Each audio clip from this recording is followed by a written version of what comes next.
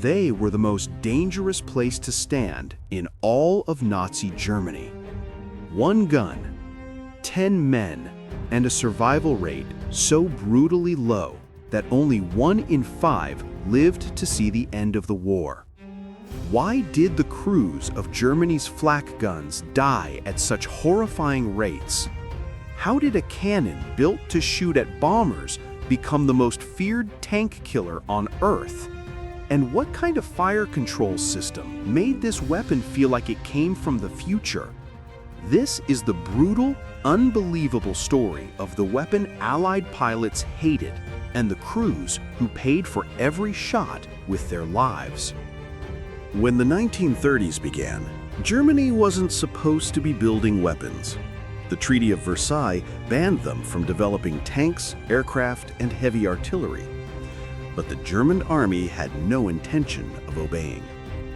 In hidden workshops, fake research institutes, and factories pretending to build farm equipment, engineers secretly designed weapons they publicly denied having.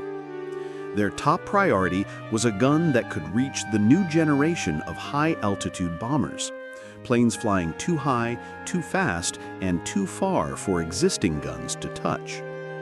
Group engineers were told, build something powerful enough to hit a bomber before the bomber hits us. After endless prototypes and a lot of explosions, they created the weapon that would change the war, the 8.8 centimeter FLAK 18. FLAK was short for Flugabwehrkanone, anti-aircraft gun, a word Allied pilots would come to fear, and a word we still use today when we say someone caught a lot of flak. The 88 didn't just fire shells, it fired math. Each round was timed to explode at a chosen altitude, shredding bombers with thousands of steel fragments. Its performance was terrifying. Extremely high muzzle velocity, excellent optics, 360-degree rotation, elevation up to 85 degrees, 20 rounds per minute, and a semi-automatic breech that spit out casings like a machine. But the real shock was what sat behind the gun, a mechanical fire control computer. This device linked multiple guns together. A team in a protected bunker calculated altitude, speed, heading, and interception point for incoming bombers. That data was sent instantly to every gun. All the crews had to do was follow the dials and fire. Early Allied pilots thought the Germans had supernatural accuracy, but it wasn't magic, it was math. Cold, mechanical, relentless. The 88 first saw combat in the Spanish Civil War. Commanders quickly discovered that while it was excellent against aircraft, it was terrifyingly effective against tanks and fortifications. Armored vehicles of the 1930s were thin-skinned. A round from an 88 punched through them like paper.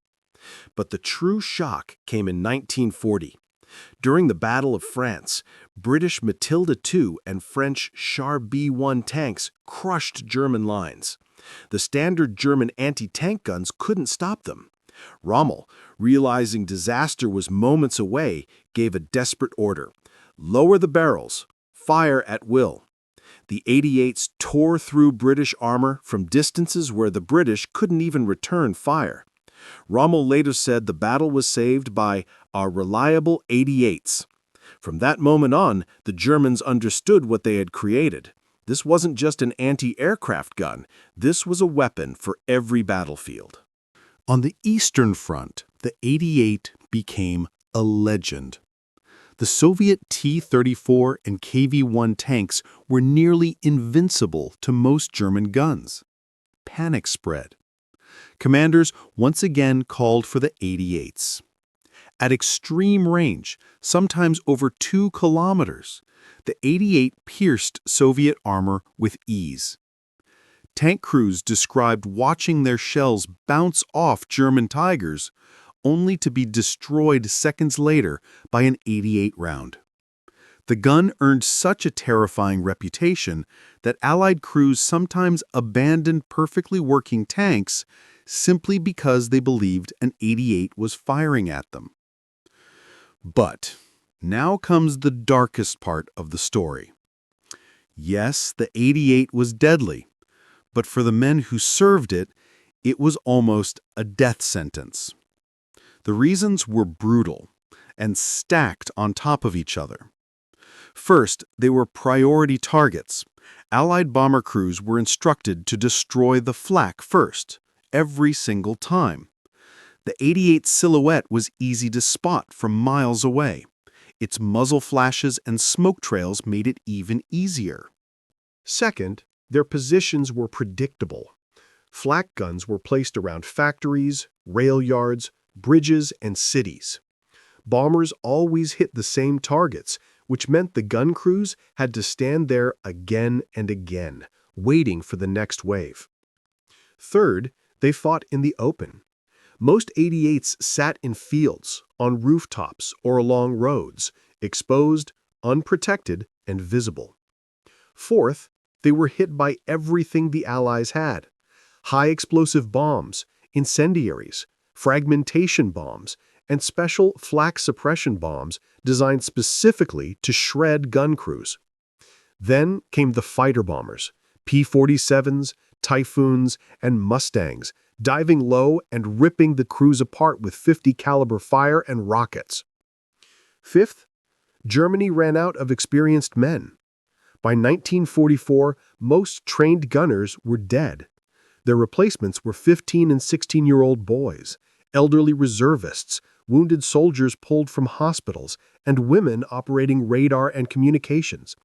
Many barely knew how to load a shell before being thrown into battle. Sixth, the crews couldn't run. An 88 weighed 7 tons. If you were under attack, you couldn't retreat with it. You stayed at your gun, or you died trying to protect it. Seventh, exhaustion killed many. Air raids happened at night, at dawn, and at random. Crews slept in trenches beside their guns. Many died in their sleep when bombs hit early in the morning. All of this created one of the highest casualty rates of the entire war, up to 80% dead, wounded, or missing. To counter Allied air power, Germany built enormous FLAK towers, massive concrete fortresses with walls 10 feet thick, containing hospitals, command posts, radar, and multiple heavy guns, including twin 128mm cannons that fired shells the size of small children. These towers could throw up a wall of steel so dense that bomber pilots swore they could walk on it.